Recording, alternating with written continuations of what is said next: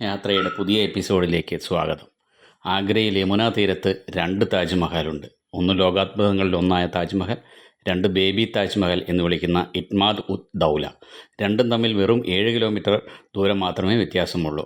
യമുന തീരത്തെ ആദ്യ മാർബിൾ നിർമ്മിതി ബേബി താജ്മഹലാണ്. 1628 ആണ് ഇതിൻ്റെ നിർമ്മിതി പൂർത്തിയായത്. 1631 താജ്മഹലും പൂർത്തിയായി.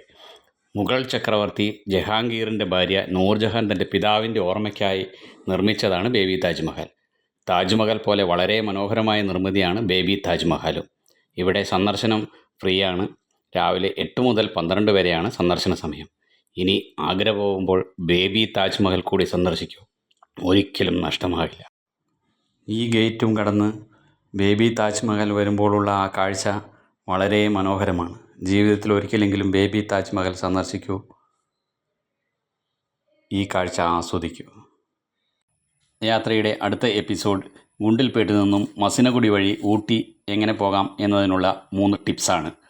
നിങ്ങൾക്ക് ഈ വീഡിയോ ഇഷ്ടമായാൽ പുതിയ വീഡിയോകൾ നോട്ടിഫിക്കേഷനായി വരാൻ ചാനൽ സബ്സ്ക്രൈബ് ചെയ്യുക, ബെല്ലൈക്കൺ ക്ലിക്ക് ചെയ്യുക. നന്ദി, നമസ്കാരം.